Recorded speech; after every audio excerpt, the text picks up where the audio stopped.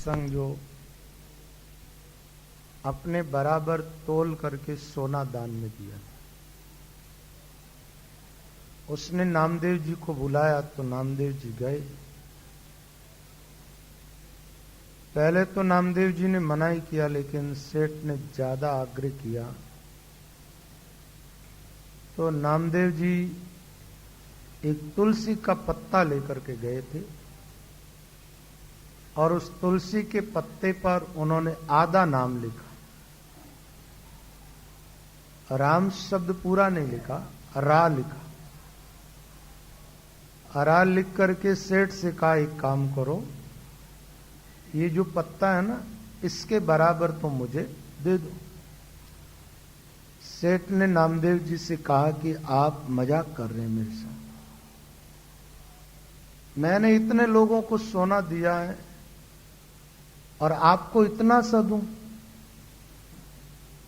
मेरे से आप जी भर कर मांग लो, आप भजन करते हो, आपको जिंदगी भर किसी से कुछ लेने की आवश्यकता ही नहीं पड़ेगी और न आपको कमाने की जरूरत पड़ेगी। नामदेव जी ने कहा सेठ जी आप तो एक काम करो, इस तुलसी के पत्ते के बराबर तो तोल के दे दो, ज्यादा की मुझे जरूरत नहीं। अब महाराज तुलसी के पत्ते को रखने के लिए सोना इत्यादि तोलते हैं ना, वो जो कांटा, उसमें एक तरफ रख दिया तुलसी का पत्ता और दूसरी तरफ उन्होंने एक सोने का टुकड़ा रखा, लेकिन वो तुलसी के पत्ते वाला पलड़ा बहुत भारी था। फिर थोड़ा सोना रखा, फिर रखा, फिर एक बड़ी तराजू मंगवाई, लेकिन वो नाम वाला पलड़ा तो इतना भारी हो गया कि सेठ ने जितना सोना अपने बराबर तोल के रखा था ना, कुछ तो दे दिया और कुछ पड़ा, सब रख दिया, उसके बावजूद भी बराबर नहीं हो रहा। जाके तुलसी है ऐसे तुलसी के पत्र मांझ, लिखियो आदो राम नाम या सो तोल दीजिए। कहा परिहास करो डरो वे दयाल, देख होत कैसो ख्याल या को पूरो कर दीजिए। ल्यायो एक कांटो ले चढ़ायो पात सोना संग, भयो बड़ो रंग सम होत नहीं छीजिए। ले सो तराजू जासो तुले मन 5-7, जाति पाती हूं को धन धर्यो पहन दीजिए। कहते हैं बड़ी तराजू मंगवा करके, जिस तराजू के अंदर यहां लिखा गया 5-7 मन तोला जा सके, ऐसी तराजू मंगवाई। जितना धन सेठ के घर में था सब उस पलड़े में रख दिया, लेकिन उसके बावजूद भी तुलसी दल जिसमें है और जहां आधा राम नाम रकार लिखा हुआ है वो पलड़ा फिर भी भारी। तो अपने रिश्तेदार और कुटुंबी जो लोग थे उनसे उधारा धन ला करके भी रख दिया सोना, फिर भी नहीं चला। तब महाराज नामदेव जी ने सेठ जी से कहा एक काम करो कि ये तो कुछ भी इसके बराबर नहीं आ रहा है, पर्यो सोच भारी दुख पावे नर नारी, नाम देव जो विचारी एक और काम कीजिए। जीते व्रत दानो और स्नान किए तीर्थ में, करिए संकल्प यहाँ पे जल डार दीजिए। करे उपाय पात पला भूमि गाढ़े पाई, रहे वे खिसाई कयो इतनो ही लीजिए। लेके कहा करे सरवर हून करे, भक्ति भाव सोले भरे हिये मति अति दीजिए। कहते महाराज नामदेव जी ने कहा एक काम करो कि जितना आपने पुण्य किया आज पहले, वो तीर्थों में स्नान किया, वो व्रत आदि किया, जितना आपके पास में पुण्य है उस पुण्य का भी इस पर संकल्प कर दो, हो सकता है तुल जाए। लेकिन उसके बावजूद भी तुलसी का पत्ता भारी रहा जिस पे राम नाम लिखा हुआ। जब नाम का पलड़ा भारी रहा तो सेठ जी ने कहा नामदेव जी अब तो आपको ये जो है इतना ही लेना पड़ेगा। नामदेव ने कहा घाटे का सौदा कैसे करूंगा, भाई तोल के ही देना है तो पूरा तोल के दो, और पूरा न तोलोगे तो फिर मैं लूंगा नहीं।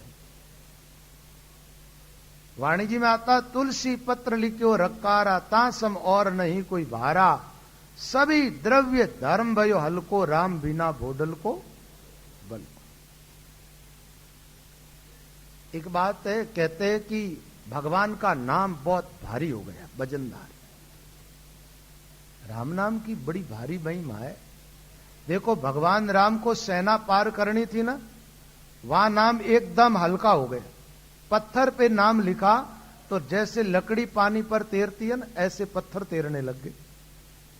और नामदेव के यहां नाम बड़ा वजनदार हो गया, भारी। एक ऐसा ही प्रसंग और आता है, भगवान कृष्ण के समय का। एक बार क्या हुआ, नारद जी महाराज पधारे द्वारका के अंदर। द्वारका में नारद जी आए तो सत्यभामा जी के महल में गए। सत्यभामा जी ने नारद जी का बड़ा आदर किया। नारद जी बैठे, भोजन वोजन पाया और कुछ सत्संग की चर्चा चली तो सत्यभामा ने नारद जी से प्रार्थना की, महाराज भगवान की बड़ी कृपा है। अपने पति को भगवान नहीं मानती सत्यभामा, कृष्ण को भगवान नहीं मानती। बोले, पति हमें कृष्ण के रूप में मिला और महाराज मेरी एक कामना है कि मेरा कहीं भी जन्म हो, मुझे पति के रूप में कृष्ण ही मिले, भगवान ही मिले। ऐसी बात कही, जन्म जन्म में यही पति मेरे को प्राप्त हो। तो आप कोई उपाय बताओ कि अगले जन्म में ही भगवान पति मुझे कैसे मिले।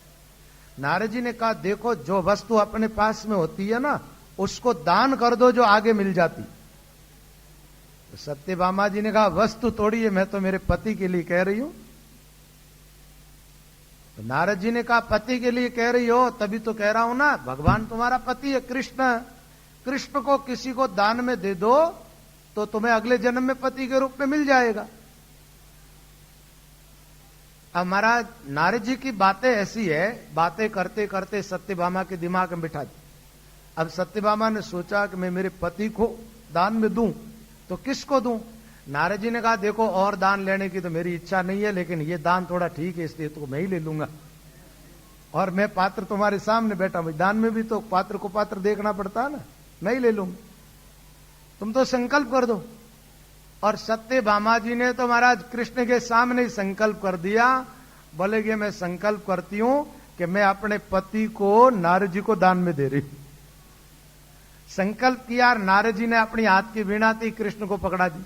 बोल, पकड़ो इसको और आ जाओ मेरे पीछे पीछे चलते। अब चलने लगे तो वहां तो भाई एक सत्यभामा के पति तो है नहीं, रानियां तो ज्यादा है ना, 16,108 है, एक दो की तो बात है नहीं। पता चला सब आने लगी। अब सत्यभामा भी होश में आई, विचार किया मैंने मेरे पति का दान कर दिया, ये तो बात ठीक नहीं रही। पहले तो उन्होंने सोचा कि भगवान जा रहे हैं, ऐसे कोई मजाक कर रहे होंगे, वापस आ जाएंगे लौट करके, लेकिन वो तो जा ही रहे महाराज, पीछे मुड़ के ही नहीं देख रहे, नारद जी भी जा रहे। फिर सत्यभामा ने सोचा, नारद का क्या भरोसा, ये बाबा है, पक्कड़ है, और ये तो मेरे पति को ले ही जाएगा, बाबा जी बना देगा। तब तो महाराज सत्यभामा भागी और जाकर के कहने लगी, महाराज ठहरो। नारद जी ने कहा, क्या बात। अरे महाराज मैंने तो ऐसे ही संकल्प कर दिया था, आप लेके कहां जा रहे। नारद जी ने कहा, देखो देवी ध्यान रखो, जो वस्तु दान में दे दी जाती है ना, उस पर अधिकार जमाना व्यर्थ होता है। तो तूने मुझे दे दिया कृष्ण को और अब मैं लेके जा रहा हूं। अब तो महाराज सत्यभामा की आंखों में आंसू आ गई, महाराज हम तो हमारे पति की बिगड़ रहेगी कैसे, मैं नहीं रह सकती। अब नारद जी ने कहा, देख लो देवी, तुमने दान किया है, मैंने लिया है, अब तुम वापस ले रही हो दी हुई वस्तु, ये तो बात ठीक नहीं। वो ज्यादा ही जब आंसू बहाने लगी, अन्य रानियां जो है वो भी सब सत्यभामा का तिरस्कार करने लगी ना, तब नारद जी ने कहा, देवी मैं तेरा अपमान भी नहीं देखने चाहता और तुझे दुखी भी नहीं देखने चाहता, इसलिए एक काम करो कि कृष्ण के बराबर तोल के सोना दे दो, वो सोना मैं ले जाऊंगा और कृष्ण को तो मैं दे जाऊंगा। अब सत्यभामा ने थोड़ी राहत की सांस ली, विचार किया सोने की तो कमी नहीं है, क्योंकि द्वारका के अंदर 80% सोना जो है ना सत्यभामा के वहां से पीर से आया हुआ है। इसके पिता के पास में वो थी ना समंतक मणि, जो रोज कितने कुंटल सोना देती थी वो, तो द्वारका में ज्यादा सोना वही है। तो सत्यभामा ने सोचा सोने की तो कमी नहीं है ना, बड़ी तराजू ला करके एक पलड़े में कृष्ण को बैठा दिया और सोना से तोलने लगे। लेकिन अब परमात्मा है कृष्ण, तो महाराज भगवान के बराबर कोई वस्तु तोली जा सकती है। कृष्ण का पलड़ा इतना भारी हो गया कि द्वारका में सोने की कमी आ गई। जब सबको बड़ी चिंता हुई तो भगवान कृष्ण ने एक दासी से इशारे में कहा कि बोले मेरे को तोलने का उपाय केवल रुक्मिणी बता सकती और किसी के पास नहीं। दासी ने जाकर के कहा तो उस समय रुक्मिणी जी एक तुलसी के पौधे के पास में खड़े थे और उन्होंने एक पत्ता तोड़ा तुलसी का और उसके ऊपर कृष्ण का नाम लिख करके दे दिया। बोले सब सोना पलड़े से उतार लेना और पलड़े के अंदर ये एक पत्ता रख दे, और जब तक मैं भी वहीं आ रही हूं। और ऐसा ही किया गया। पूरा सोना था ना, पलड़े में से उतारा और वो तुलसी का पत्ता नाम लिखा हुआ रखा। रखते ही वो नाम वाला पलड़ा भारी हो गया और कृष्ण वाला पलड़ा हल्का हो गया। जब ही तो तुलसीदास जी ने लिखा है, कहो कहां लग नाम बड़ाई रामन सके नाम गुण गाए। नाम की बड़ाई कहां तक है महाराज, भगवान स्वयं बैठ जाए भगवान के नाम की महिमा गाने के लिए, तो भी महात्मा कहते हैं नाम की जैसी महिमा है वैसी पूरी नहीं गा सकते। तो यहां सेठ के वहां पर महाराज सारा द्रव्य और धर्म सब हल्का हो गया। आधा राम नाम यानी रकार लिखा हुआ तुलसी के पत्ते पर वो इतना भारी हुआ। यहां भगतमाल के अंदर कुछ बातें आई है। गोकोटि दानम ग्रहणे सुकासी माग प्रयागे यदि कल्पवासी यज्ञायुतम मेरु स्मरण दानम गोविंद नामना न भवेश तुल्यम। बताया गया है गोकोटि दानम, 1 करोड़ गायों का दान किया जाए ग्रहण के अंदर, काशी आदि में जाकर के, जैसे तीर्थों में जाके दान करते हैं ना, उसका विशेष महत्व होता है। और प्रयाग के अंदर कल्पवास करे, अश्वमेध यज्ञ करे और सुमेरु पर्वत के जितना सोना कोई दान में दे दे, तो भी बताया गया है कि भगवान के नाम के बराबर नहीं आता। वैसे तो देखो हमारे शास्त्रों के अंदर गोदान की बड़ी भारी महिमा बताई गई है, गायों के दान की। वैसे शास्त्रों की दृष्टि से देखा जाए तो धन में सर्वश्रेष्ठ धन गाय को माना गया। अब ऐसे करोड़ों गायों की बात आ गई। कोटि गाय कन्या दान में तो इन्हीं नाम समाना, ऐसे संतों की वाणी में भी आता है। एक महात्मा थे जो नर्मदा के अंदर समाधि लगा करके बैठे थे, पानी के अंदर। तो ये मच्छी पकड़ने वाले होते हैं ना, उन्होंने जाल फेंका और उस जाल के अंदर वो महात्मा आ गए तो मछुआरे घबराए, विचार क्या संत शाप दे देंगे। उस महात्मा जी ने आंखें खोली, उनकी तरफ देखा और कहा कि तुम न घबराओ, तुम्हारी जीविका है। अब तुम्हारे जाल में मैं आ गया हूं ना, तो मुझे किसी को बेच दो और मेरा जो मूल्य मिले वो तुम ले लो। अब मछुआरों किससे महात्मा ने ऐसा कहा, लेकिन महात्मा को खरीदे कौन। इतने में कहते हैं कि वहां पर एक वहीं का जो राजा था जिसका नाम था नाभाग, ये नाभाग का पुत्र नभग हुआ, नभग का पुत्र नाभाग और नाभाग का बेटा ही अम्बरीश हुआ, जो भगवान का परम भक्त हुआ। भागवत में इसकी कथा आती है। ये राजा वहां पर आ गया और उस महात्मा के चरणों में महात्मा जी ने कहा कि राजन एक काम करो, ये जो मछुआरे है ना, मेरा उचित मूल्य इनको दे दो और मुझे यहां से छुड़ा लो। तो राजा ने कहा कि मैं सोने की 100 मोहरें इन लोगों को देता हूं और आपको मुक्त करवाता हूं। उस महात्मा ने कहा राजन ये तो मेरा कोई उचित मूल्य नहीं है, क्या मेरी कीमत सोने की 100 मोहर जितनी है। राजा ने 1000 मोहर के लिए कह दिया। आखिर आधा राज्य के लिए लास्ट में नाभाग ने यहां तक कह दिया, बोले महाराज मेरा पूरा राज्य ही मैं देता हूं आपको मुक्त कराने के लिए। महात्मा जी ने मना कर दिया, यह भी मेरा उचित मूल्य नहीं।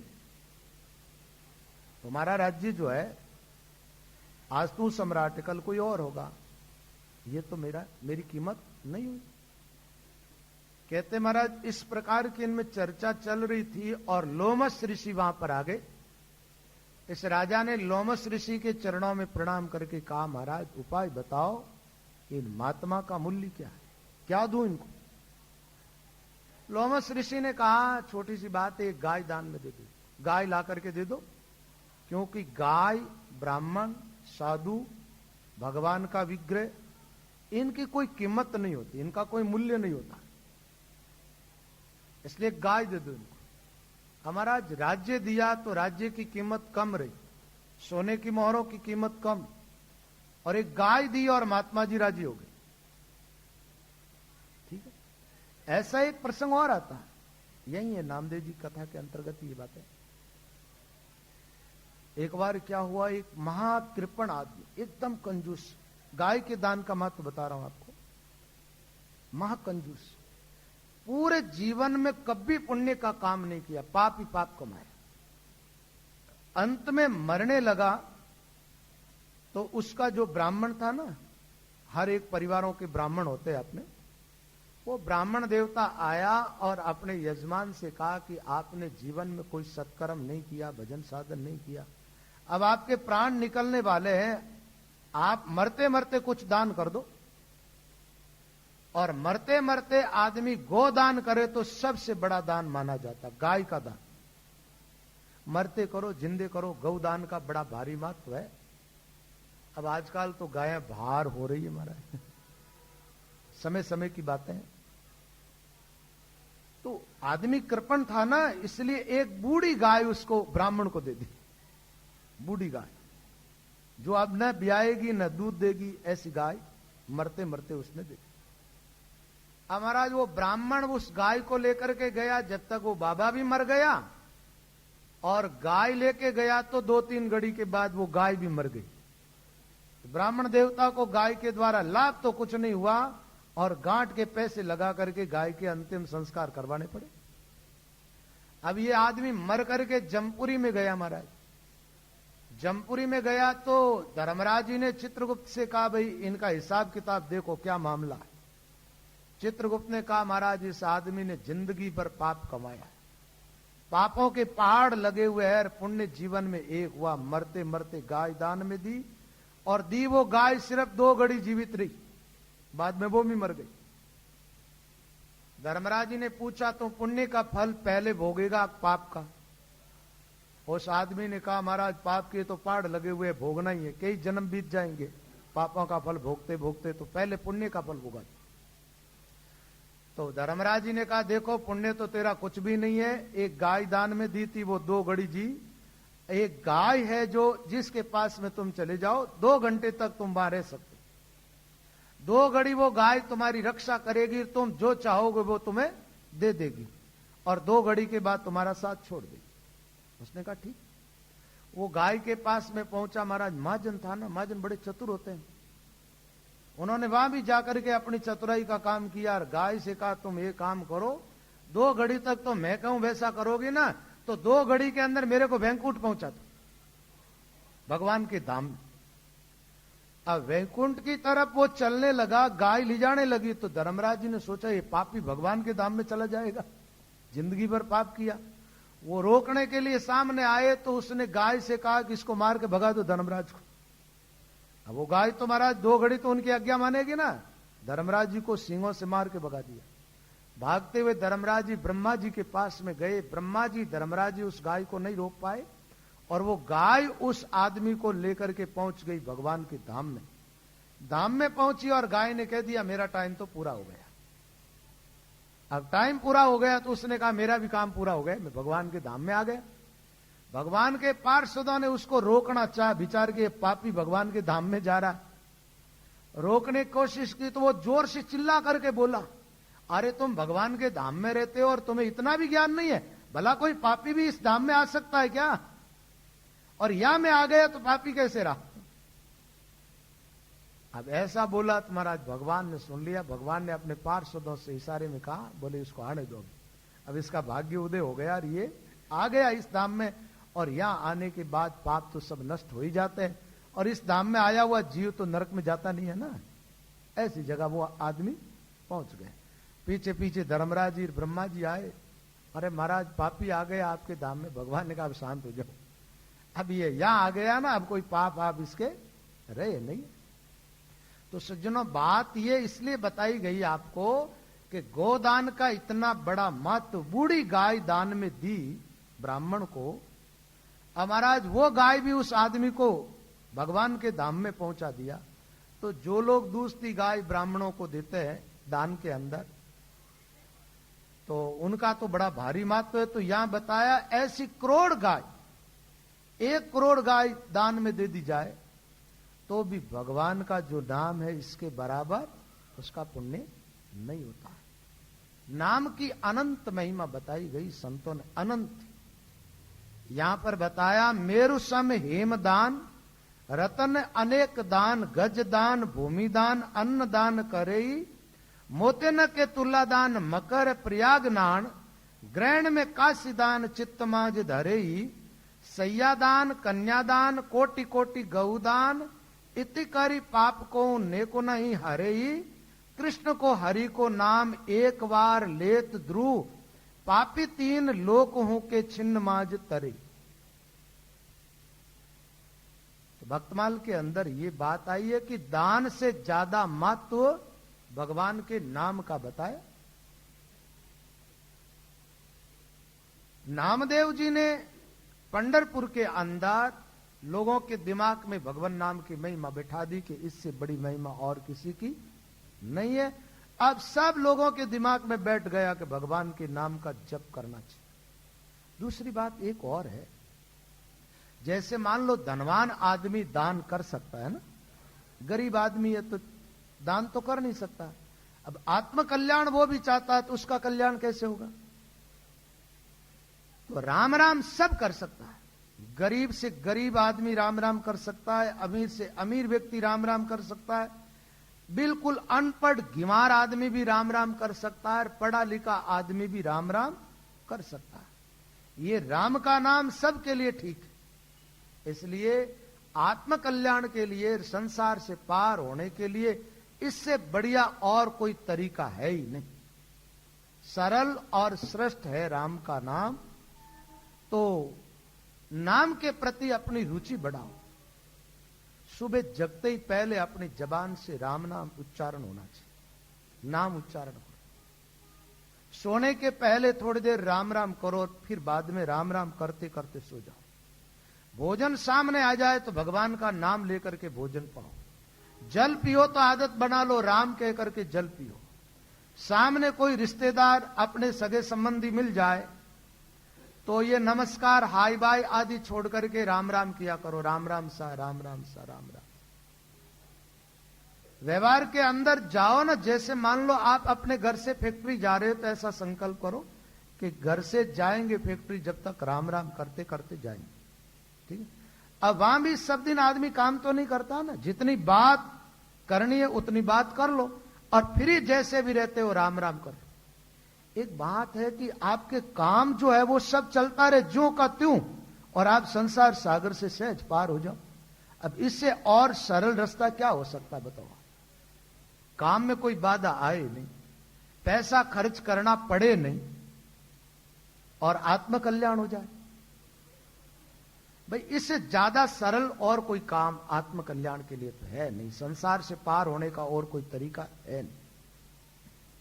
तो नाम जप ज्यादा से ज्यादा करना चाहिए। अब रही बात की नाम सुमिरन अपन करते हैं ना, उसमें अपन चाहते हैं कि जल्दी लाभ हो, तो भगवान के बन करके भगवान नाम का जप करो, ज्यादा लाभ होगा। भगवान का बनने का अर्थ यह नहीं है कि अपन कोई बनावटी संबंध बनाए भगवान से। भगवान के साथ अपना संबंध पहले से ही है। आप आत्मा की दृष्टि से अपने आप को देख करके बोलो आप किसके हो, भगवान के हो, संसार के हो? किसके हो भाई? भगवान के हो ना। तो जब अपन भगवान के है पहले से ही, तो उस भगवान को अपने मानने में दिक्कत क्या आ रही? मान लो ये कोई बेटा है, बाप से अलग हो गया, काफी समय से दूर रह रहा है, थोड़ी अनबन हो गई, ठीक है ना। अब वो बाप को अपना बाप कह दे और बाप अपनी संपत्ति का मालिक बना दे, उसको जोर क्या आ रहा? पहले से ही बेटा तो उसी का है। ऐसे जीव मात्र देखा जाए तो सब अविनाशी परमात्मा के अंश, सब के सब। देखो भाई, शरीरों की दृष्टि से तो है अपन अलग अलग, इन शरीरों के मां बाप तो सबके अलग अलग है। तो शरीर जब तक रहे ना तब तक वो फर्ज पूरा कर लो। शरीर के संबंधियों के साथ जो जो अपना रिश्ता जुड़ा हुआ है, चाहे मां का हो, भाई का हो, बेटे का हो, बेटी का हो, जो भी, उन रिश्तों को ठीक ठीक निभा लो आप। लेकिन अंतर आत्मा से भगवान की बन जाओ कि शरीर कायम रहने वाला है नहीं। इस संसार में रहे जब तक व्यवस्था नहीं बिगड़े ऐसा काम कर लो, बाकी भजन करो जिससे संसार से पार हो जाओगे। और भजन नहीं किया तो शरीर तो नष्ट हो जाएगा। जैसे बदल रहा है ना, अपना बचपन बदल गया, एक दिन हम भी बच्चे थे, वो जीवन बदला, जवानी बदली, बुढ़ापा बदलेगा, आखिर शरीर राख हो जाएगा। और शरीर के राख होने के बाद जाओगे कहां बताओ? आखिर राम से काम पड़ेगा ना, दुनिया साथ नहीं रहेगी। उस राम के नाम का जप करो, बस केवल राम ये चाहता है कि तुम मेरे नाम का जप करो, मैं तुम्हें संसार से पार कर दूं, पार हो जाओ। तो नाम सुमिरन करने वालों को एक तो ये बात बताई कि इष्ट राम रमतीत। हमारे महापुरुषों ने राम से नहीं धर्म के 24 लक्षण है, 24 बात बताई गई है, और वो हर एक आदमी के जीवन में काम आने वाली बात, हर एक आदमी। राम से नहीं का अर्थ आप केवल संप्रदाय तक सीमित अर्थ न करें। हमारे लोग क्या करते, थोड़ी गलतियां करते हैं। जैसे राम को तो हम क्या करते, त्रेता युग के राम जी तक सीमित कर देते हैं, बस त्रेता युग के अंदर राम जी जन्मे थे। इसका मतलब पहले राम नहीं था। प्रहलाद ने सतयुग में राम राम किया है, सनकादिकों ने सतयुग में राम राम किया है। रामावतार होने के पहले 10,000 वर्षों पहले तो वाल्मीकि ने रामायण लिख दी थी, उस वाल्मीकि ऋषि ने राम राम किया। तो राम तो अनादि तत्व है, निर्गुण निराकार के रूप में।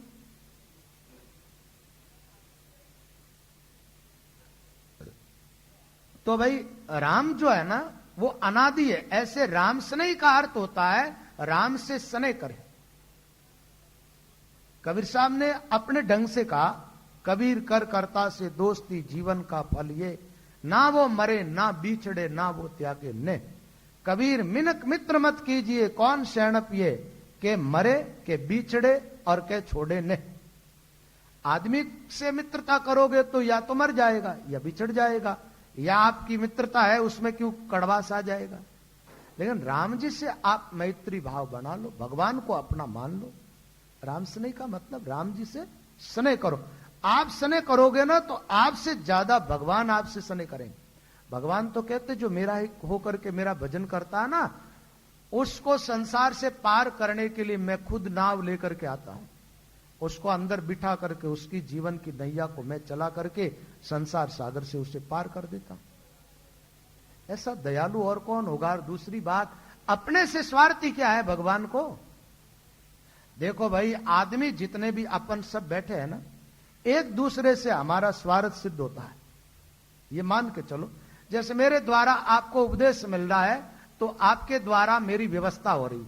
एक मैं तो मेरी बात कर रहा हूं, दूसरा में आप बेटा बेटी पति पत्नी आदि का संबंध देखो ना, तो वहां भी एक दूसरे से स्वार्थ सिद्ध हो रहा। लेकिन एक बात बताओ, अपने द्वारा भगवान का कौन सा स्वार्थ सिद्ध होता है क्या? और कुछ भी स्वार्थ सिद्ध नहीं होता, उसके बावजूद केवल उसका नाम लेने से वो कृपा करके हमें संसार से पार कर। और पार ही नहीं, भगवान कहते हैं जीव संसार में रहता है जब तक उसको पूरी व्यवस्था भी देता हूं, सुविधाएं देता हूं, जीवन में कमी नहीं आने देता। जिंदे रहो जब तक राम जी रक्षा करे, और शरीर छोड़ने के बाद परम धाम को प्राप्त हो जाओ, इससे बढ़िया काम और क्या हो सकता है। तो महात्माओं ने कहा भाई कुछ देखो, जैसे कोई औषधि लेते हैं ना, उसके साथ में जैसे परहेज की आवश्यकता होती है, ऐसे ही राम नाम का सुमिरन करो ना, तो छोटी छोटी बातें हैं जिसका थोड़ा सा ध्यान रख लो आप, तो हमारा ज्यादा लाभ होगा। वैसे तो देखा जाए तो भजन की शक्ति नष्ट होती नहीं, ठीक है। उसके बावजूद भी मान लो भजन भी करोगे पाप करोगे, तो वो भजन की शक्ति पापों को नष्ट करने में खर्च हो जाएगी। तो आपके जीवन में जो विलक्षणता आनी चाहिए वो एकाएक नहीं आ पाएगी। इसलिए महात्माओं ने क्या, अपने इष्ट की बात के साथ साथ कुछ बातें और भी बता दी।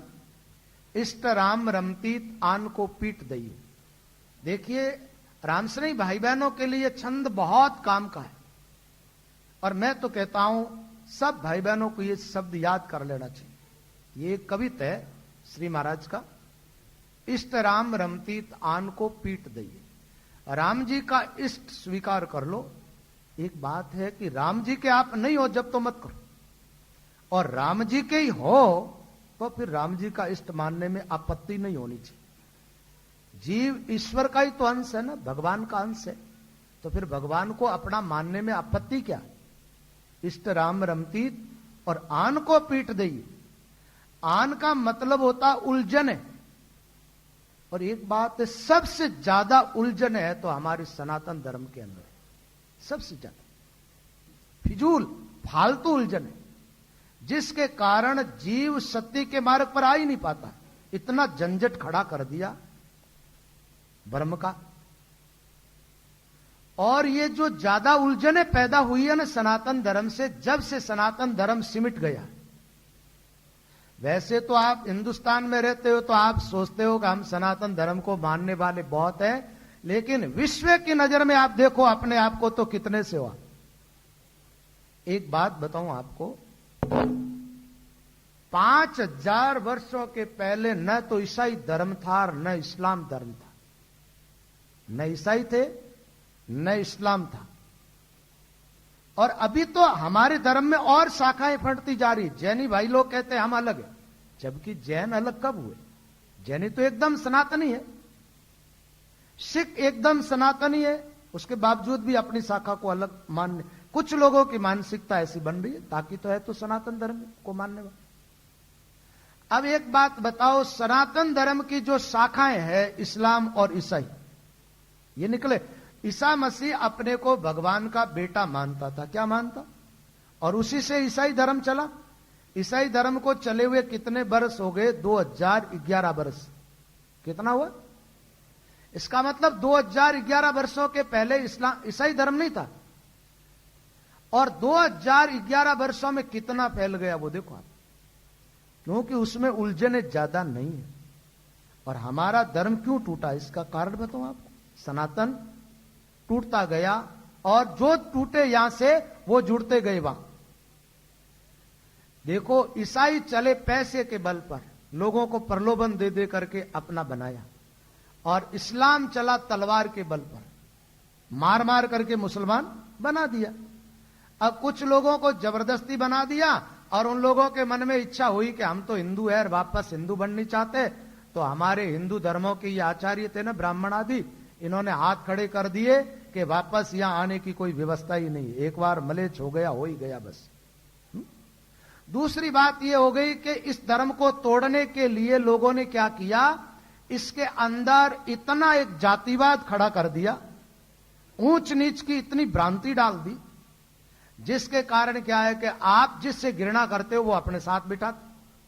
एक बात बताओ, आदमी घृणा करता उसके पास जाके बैठेगा, प्रेम करता उसके पास प्रेम करता?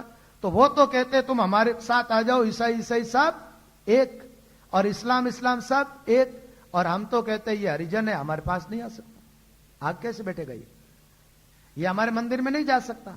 हम कहते ये चमार है, हमारे मंदिर में नहीं जा सकता। अब बताओ, हम तो घृणा करते, वो अपनाते जा रहे, अपनाते गए, और हम सिमटते गए, वो बढ़ते गए। और समय तो ये आया कि वो लोग हमारे पर हावी भी हुए, और पूरे देश को गुलाम बना करके शासन भी किया। कुछ लोगों ने संस्कृति को लूटा, कुछ लोगों ने संपत्ति को लूटा, और हम जो कहते हैं ना, वो थोती ढींग हाकने वाली जो बात होती है ना, हम बड़े हम बड़े हम बड़े, ये करते रहे बस। इसका अलावा और कुछ नहीं रहा हमारे पास। वैसे देखा जाए ना, हम अंग्रेजों को बुरा कहते हैं, अंग्रेजों से एक बात बताओ आप अपने हिसाब से सोच करके, संस्कृति लूटने वाला आदमी हमारे लिए ज्यादा खतरनाक होता है या संपत्ति लूटने वाला? संपत्ति तो और कमाई जा सकती है, लेकिन संस्कृति समाप्त हो गई तो वो कैसे आप वापस जीवित करोगे उसको? देखो, जो लोग ईसाई बन गए उनको हिंदू कैसे बनाओगे? जो मुस्लिम बन गए उनको हिंदू कैसे बनाओ? और हिंदू के पास से संपत्ति चली गई तो आदमी दिमाग लगा के पैसे तो फिर कमा सकता है ना। भाई 50 साल पहले देश एकदम गरीब था, मतलब, और लोगों ने पैसे कमाए। आज तो बहुत अच्छी स्थिति है देश की। संस्कृति को किसने लूटा और संपत्ति किसने लूटी? बताओ। एक बात बताओ, मथुरा में जहां भगवान कृष्ण ने जन्म लिया वहां पर मस्जिद किसने बनाई? काशी के अंदर विश्वनाथ मंदिर के ऊपर मस्जिद किसने बनाई? राम का जहां जन्म हुआ वहां मस्जिद किसने बनाई? बड़े बड़े मंदिरों को किसने तोड़ा? ईसाई ने तोड़ा क्या? ईसाई ने नहीं तोड़ा है। ईसाई तो पैसे ले लिए तुम्हारे से, और तुम्हारे से जो पैसे छीने ना, वही पैसे उन्होंने अपने धर्म प्रचार में लगाए। धर्म प्रचार में आपके ही पैसे हो और किसी के नहीं। और तुम जिनसे घृणा करते थे वो तुम्हारे भाई जो गरीब थे ना, उनको उन्होंने अपना लिया और अपना बना लिया। और ये भ्रांतियां इस ढंग से फैली हुई है। एक तो जातिवाद को ले लो आप, दूसरी बात भ्रम इतना खड़ा हो गया कि एकाएक आदमी समझ नहीं पाता हमारा इष्ट क्या। वहां एक ही बात, एक पुस्तक है बाइबल और उनके पास एक पुस्तक है कुरान। हमारे महात्माओं ने अनुभव के द्वारा कई ग्रंथों की रचना कर दी, लेकिन उसके बावजूद भी हमारे लोग लाइन पर नहीं आ पाए, क्योंकि हमारे पहले आचार्य गुरु कौन होते थे? ब्राह्मण। और ब्राह्मणों ने केवल अपने पेट के लिए इतने भ्रम खड़े कर दिए, पूछो मत। मुलक। फिर बाद में संत मत चला, ये कबीर साहब आदि, रामचरण जी महाराज आदि, ये जो संत चले ना, जब वो काल था जिस समय मूर्तियां तोड़ी जाती थी। अब मूर्ति टूटती है तो आदमी की आस्था टूटने लगी। विचार करता, जब लोगों ने हमारे भगवान को ही तोड़ दिया और इनका भगवान कुछ भी नहीं बिगाड़ सके, इसका मतलब इनका भगवान कोई बलवान। सब लोगों के दिमाग में ये थोड़ी है कि भगवान सबका एक, इनका भगवान बलवान है। हमारे लोगों की आस्था टूटती गई। जब ये महात्मा अवतरित हुए, संतों ने कहा भगवान मंदिर तक सीमित नहीं है, भगवान मूर्ति तक सीमित नहीं। मूर्ति तो आदमी की बनाई हुई है, आदमी बनाता और आदमी तोड़ देता है। भगवान तो सर्वत्र व्यापक तत्व है, सब जगह। और एक बात है, ये संत मत न चलता, साधु अवतरित नहीं होते, तो हो सकता है कि सनातन धर्म आज पहले मिट गया होता, खत्म ही हो जाता, खत्म हो जाता। तो भाई बात यह है, हमारे महापुरुषों ने जो बात बताई है वो कहा है कि एक राम की उपासना करो, राम के बन जाओ, राम को अपना इष्ट मानो। इष्ट राम रमतीत आन को पीट दई। देखो ब्रह्म कथा किस ढंग से होती बताओ आप। एक आदमी मर गए, क्या हुआ? मर गए। हमारे पंडित कहते हैं इसको लेके जाओ हरिद्वार, आवाज लगा के ले जाना, आवाज लगाना। अब एक आदमी क्या करता है, फूल लेकर के हरिद्वार जाता है, आवाज लगा के लेके जाता। दूसरी तरफ वही पंडित कह रहा 12 दिन तक दहेली नहीं छोड़ता जीव, मरने के बाद 12 दिन तक दहेली नहीं छोड़ता है। और एक तरफ कह दिया कि लेके गंगा जी जाओ। बताओ, जीव गंगा जी गया, दहेली पे बैठा है, हरिद्वार में डाल दो। अब वहां का पंडित कहता है उनको जितना काम करना होता कर देता है, फिर कहता पुष्कर जाना, कल्याण तो वहां होगा। अब हरिद्वार में कल्याण हुआ, पुष्कर में हुआ, पुष्कर में अपना कार्यक्रम जो करना था कर दिया। फिर घर आने के बाद पंडित कहता है 12 दिन पूरा हुआ, अब दहेली छोड़ेगा जी। ये क्या है? दूसरी बात, एक और भ्रांति पैदा की ऐसी जो हर एक आदमी, बुद्धिमान आदमी स्वीकार ही नहीं करता, लेकिन पता नहीं कैसे भ्रम की बातें लोगों के दिमाग में बैठ जाती है। मर गया आदमी और उसके लिए एक पत्ते के अंदर भोजन रखो, कौवा बन करके आएगा, खाएगा। इसका मतलब आपने भजन किया, माला फेरी, दान पुण्य किया, सत्कर्म किया, सेवाएं की, कुछ भी कर लो, एक बार कागला तो बनना ही पड़ेगा आपको। ये तो पक्का हो गया ना, मरने के बाद कौवा। तो अब थोड़ा विचार नहीं करते, कौवा बनने में टाइम लगता है ना। पहले कागली के पेट में रहना पड़ता, फिर अंडा बनता, फिर फूटता, फिर बच्चा बनता, फिर उड़ने के लायक बनता, मरते ही। ये भ्रम नहीं है तो और क्या है? समझ में नहीं आ रहा आप लोगों। पंडित कथा रामदास है, आंधारो जहाज, अंधे लोग जहाज में बैठे, अंधा ही चलाने वाला है, जहाज फूटी हुई है, पानी भर रहा है, और विचार करते पार हो जाएंगे। कैसे हो जाओगे पार? वो नाव डूब जाएगी और आप पार नहीं हो सकते। अंधा व्यक्ति किसी को पार नहीं कर सकता। तो महात्माओं ने तो एक ही बात बताई। देखो, संतों को आपसे कुछ लेना देना नहीं था। महात्माओं ने कहा तुम्हारा कल्याण इसी में है कि इष्ट राम रमतीत आन को पीठ दइए। फिर एक बात बताई कि जो सत्य का रास्ता बताए उन सदगुरु के प्रति जीवन में आदर के भाव रखो। रामसनी धर्म में यह बात आती है कि जैसे आदमी मंदिर दर्शन करने के लिए रोज जाता है, वैसे गुरु के दर्शन करने के लिए रोज जाए। यहां तक बात है कि गुरु उस गांव में रहता हो तो पहले दर्शन करे, फिर भोजन करे। मान लो दूरी है, कोई कारणवश नहीं जा सके, तो आप आंख बंद करके ध्यान में दर्शन करके फिर भोजन करें। गुरु दर्शन प्रभात करे परिक्रमा गुरु की, ऐसी बात आती है। इष्ट राम रमतीत आन को पीठ दइए, पग नंगे गुरुदर्श दया की मूट गई। नंगे पैर का अर्थ होता है जूते चप्पल उतार करके साधु संतों को, गुरुजनों को प्रणाम करनी चाहिए। चप्पल पहने हुए, जूते पहने हुए प्रणाम नमस्कार करना निषेध है। देखो, प्रणाम के कुछ नियम है।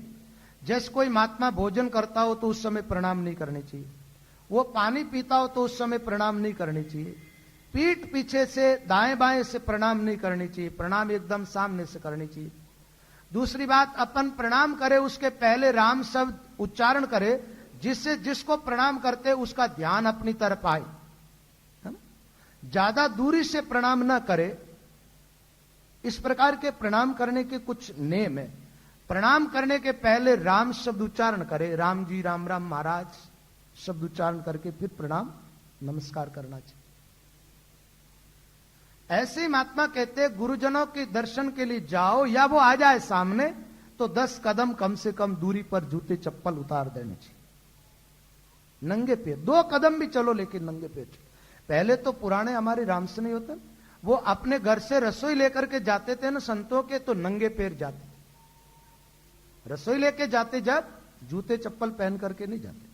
अब धीरे धीरे परंपराएं कुछ अलग ढंग से और पहले क्या होता था, चमड़े के जूते पहनते थे, तो चमड़े के जूते थोड़े निषेध माने गए, क्योंकि जीवों की हिंसा से होता है, मरे हुए जीव का चमड़ा होता। आजकल जैसे कपड़े आदि के जूते आ गए, वो निषेध भी नहीं है। वाणिज्य में लिखा है चरम जूती को त्याग, चमड़े के जूते का त्याग करे, कपड़े वाला चल अलाउ चलता था।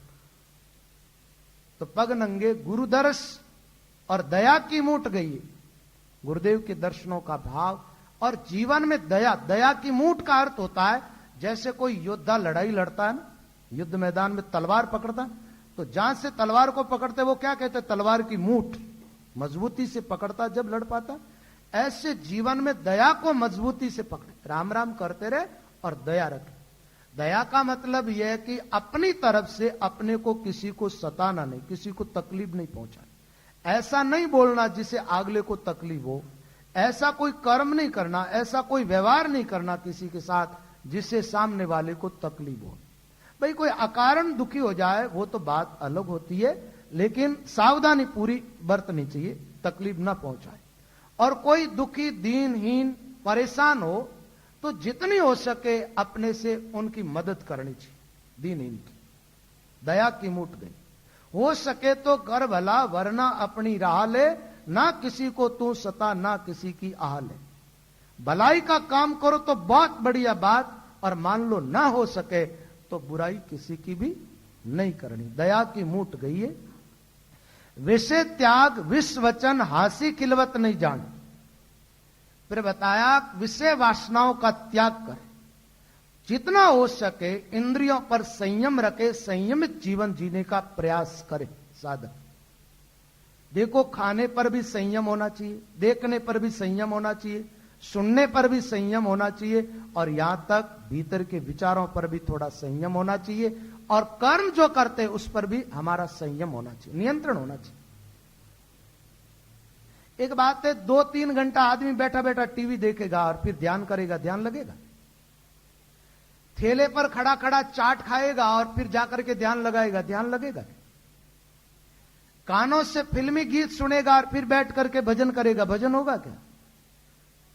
संयम तन मन राखिए, संयम इंद्री प्राण, संयम से साईं मिले के दास भगवान। तो विषय त्याग, विष वचन, विष के जैसा वचन न बोले, अपने वाणी पर थोड़ा कंट्रोल रखे।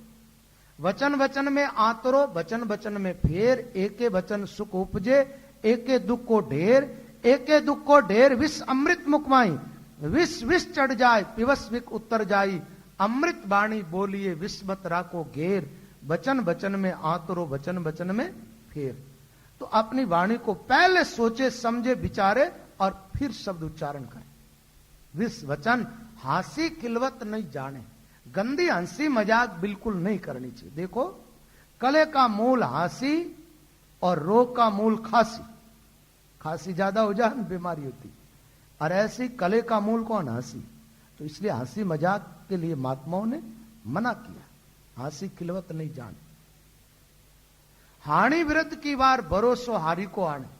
जीवन में कभी नफा नुकसान हो, उसमें अपने इष्ट और अपने धर्म से इधर उधर नहीं होना चाहिए। ये कर्मों के अनुसार आता रहता। देखो, अपना जीवन जो है ना, ऐसा मान लो कि घाटियों का रास्ता है। घाटी के रास्ते पर कई बार चढ़ाव आता है, कई बार ढाल आती है। ढाल में आराम से चलते हैं, चढ़ाव पे थोड़ी कठिनाई आती है। ऐसे जीवन में कभी नफा नुकसान दुख सुख आए तो अपने धर्म को नहीं छोड़ना चाहिए। दुख सुख आन पड़े कोई भारी, हरक शोक मत आनो, ज्ञान समझ से मन समझाओ, होण हार सो जानो। तो हानि व्रत की वार भरोसो हरि को आने, भगवान का विश्वास कायम रखे। चोरी जुआ पर लुप्त झूठ कपटा नहीं रखे। परमात्मा कहते चोरी ना करे। चोरी के निमित्त किसी की सुई भी नहीं उठानी चाहिए, अपनी नहीं है वो वस्तु उठानी नहीं चाहिए। और मान लो आपको जरूरत है तो जिस व्यक्ति की है उससे पूछ करके आप उस चीज को ले सकते काम है। चोरी जुआ, जुआ ना खेले। आप जानते हो जुआ खेलने से ही पांडवों के जीवन में विपत्ति आई थी। जुआ का खेल ठीक नहीं है। भागवत में प्रसंग आता है कि जुआ के खेल में कलयुग का वास, जुआ नहीं खेलना चाहिए। जुआ, चोरी जुआ परलुब्ध, परलुब्ध का अर्थ होता पराया धन। अपने हक का है वो अपना और पराया है वो पराया। ऐसा नहीं कि आपकी बुद्धि ज्यादा चलती है और चालाकी से किसी का धन छीन लो।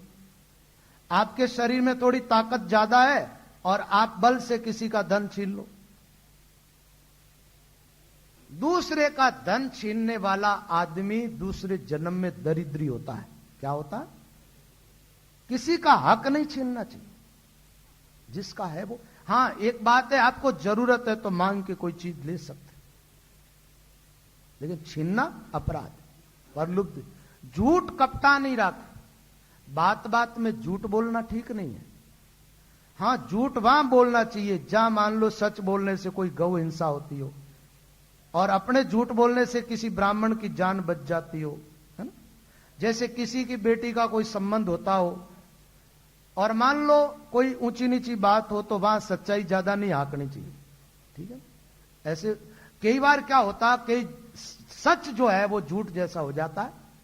अपने सच बोलने से कोई आदमी अपमानित हो जाए जरूर से ज्यादा, तो वहां मौन रहना चाहिए। और ताकि कोशिश पूरी ये करनी चाहिए कि ज्यादा से ज्यादा सच बोले, झूठ न बोले, पूरी कोशिश रखनी चाहिए। कई लोग तो अकारण झूठ बोल जाते हैं, छोटी छोटी बातों के अंदर। राम जी की सौगंध, भगवान की सौगंध, इतनी सस्ती है क्या भगवान की सौगंध? ऐसे नहीं बोलना चाहिए। झूठ कपटा नहीं रखे, कपट न रखे। कपट का मतलब भीतर कुछ और बाहर कुछ और। निष्कपटी निसंक रहे, बाहर भीतर एक। झूठ कपटा नहीं राखे। भांग तमाकू अमल अखज मद पानन चाके, पानी भरते छाण के निरक पग धरणी धरे, वे राम सनई जानिए सो कारज अपनो करे। इसमें एक बात बताई, भांग न पिए। आजकल देखते हैं कि अच्छे अच्छे लोग एकदम ढंग के दिखते हैं, भांग पीते। भांग नहीं पीनी चाहिए। और मैंने देखा है कई रामसनी परिवार, पुराने रामसनी, एक ब्यावर में ऐसा रामसनी परिवार मैंने देखा, रोज महाराज घंटा डेढ़ घंटा वाणी का पाठ डेली करते थे। 5 ग्रंथों का पहले पाठ करते थे, बाद में जो साकी शब्द होते रोज डेली बैठकर, और भांग घोट करके पी जाते, रोज पीते, रोज भांग के 10 नशे में धुत रहते। ये तो रामस्नेह के लक्षण नहीं है। अब होता क्या, साधारण जो पंडे वगैरह होते हैं वो सादी भांग खाते हैं, वो थोड़ी विदामा विदामा मिला अच्छी डंकी बना करके पीते, और नाम क्या लेते हैं, बोले शंकर जी भी भांग पीते हैं, इसलिए तो शिव जी का प्रसाद है। शिव जी तो जहर भी पियो तो आप पी के देखो दका, शिव जी के माथे में 2-4 सांप है, आप माथा में 1 बिच्छू छोड़ देखा दका, कहने लगे। बड़े पुरुषों की और होड़ नहीं करनी चाहिए, है ना। शिव जी की होड़ आप वो भांग पीने वाली करते हो, जहर पीने वाली तो नहीं करो। और कब पिया शिव जी ने भांग? पी नहीं, फालतू बातें हैं। ये क्या है कि आजकल के कई लोग मनगढ़ंत पद बना देते हैं ना, ये मनगढ़ंत पद बनाए हुए। एक बात बताऊं आपको, कबीर साहब के भजन तो कम है और क्या कबीर में ज्यादा है। आपके जची, आपने कोई कविता लिखी, आपका नाम तो चलता नहीं, कबीर का नाम नीचे लगा दिया, बस वो भजन चलने लग जाता। और कोई भाई लोग भजन गावे, मेरी छाप नहीं आवे तो क्या कबीर सुनो भाई सादा, बस जम गया मामला। ठीक है, ऐसे ही क्या है कि ये भगवान शिव के पद ऐसे बना रखे लोगन, भंगेड़ी लोगन, नशेड़ी लोगों ने बना रखे। भांग नहीं खानी चाहिए और तमाकू सेवन नहीं करनी चाहिए। यह भी एक बहुत बड़ी बीमारी आ गई समाज के अंदर, तमाकू वाली। महाराज कितने लोग तो सीधी तमाकू खाते, कई बीड़ियां पीते, कई सिगरेटा पीते, और आजकल ये गुटखा जो है ना, ये महाराज ये तो देखो कंपनी वालों के तो है कमाई का साधन, तुम्हारी जिंदगी खराब कर रहे।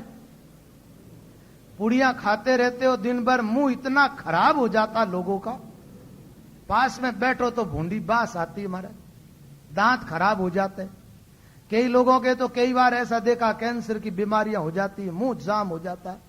ऐसी गंदी चीज जिसको आदमी खाता रहता है पैसे दे देकर। अब पुड़ियाओं में तमाकू भी होती है, और भी कुछ चीजें होती होगा, मुझे तो पता नहीं, लेकिन ये खाना ठीक नहीं है। भगवान ने आपके लिए बढ़िया से बढ़िया चीजें बनाई, वो तो आप नहीं खाते हो, इनमें स्वाद क्या आता है ये बताओ। बोले महाराज आदत पड़ गई, तुम इतने आदत के गुलाम हो गए, छोटी सी आदत नहीं छोड़ सकते, तो फिर काम क्रोध आदि ये विकारों को कैसे छोड़ोगे? और इतना सा त्याग नहीं कर सकते तो तुम फिर आत्मकल्याण की आशा ही क्यों करते? गुटके, ये नई चीज निकल गई। पहले तो तंबाकू खाता ना, चूना मिला मिलाकर, अब ये गुटके और नए आ गए।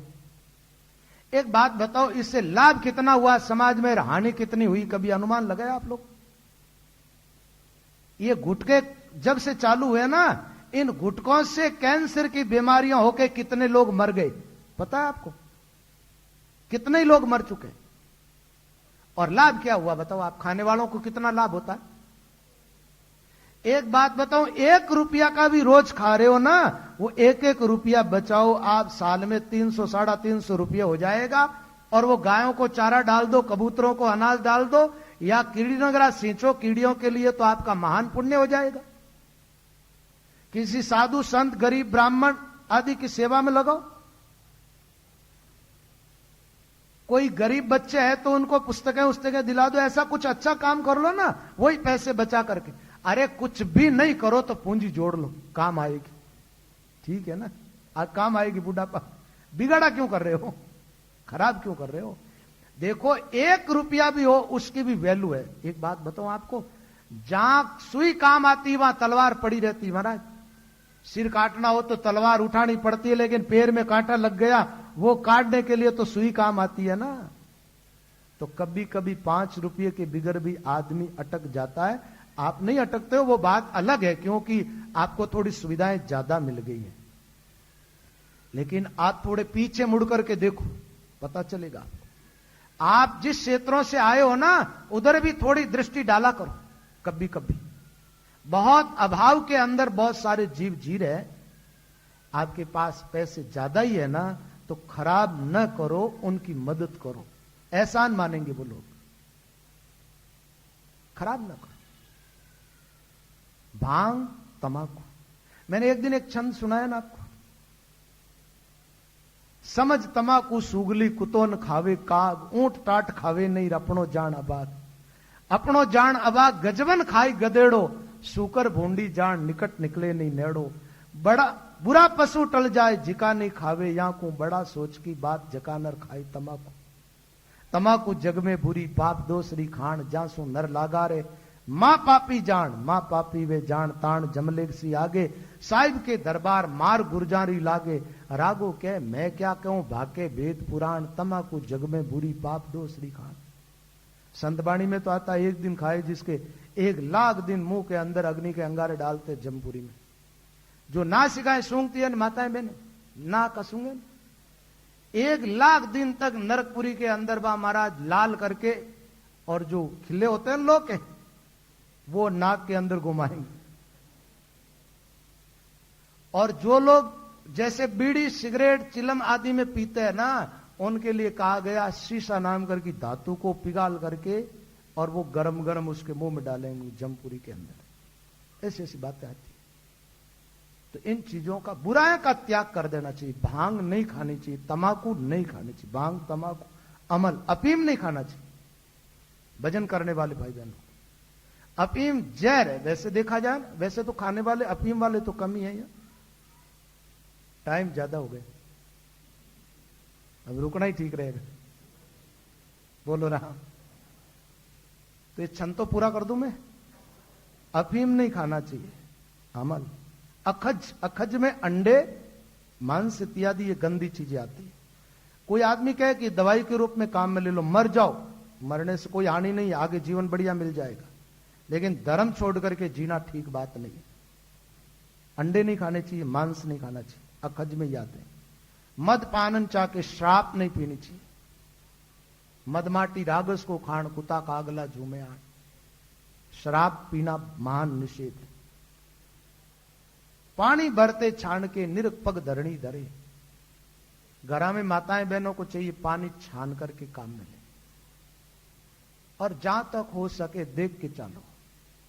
बे राम से नहीं जान सो कार्य अपनों कर। इन कुछ बातों का ध्यान रखे आप लोग, थोड़ा परहेज रख करके राम नाम की औषधि सेवन करें, सहज संसार सागर से पार हो जाओगे। भगवान नाम से बड़ा महत्व और कोई साधन का नहीं है। ज्यादा से ज्यादा राम नाम का सुमिरन करो, और धीरे धीरे एक एक करके बुराई का त्याग करते जाओ, अच्छाई ग्रहण करते जाओ। सत्संग का टाइम हो गया, प्रसंग को विश्राम देते हैं। थोड़ी देर के लिए आप सब भाई बहन भगवान नाम का जप करें। बोलो राम राम राम राम राम राम राम राम राम राम राम राम।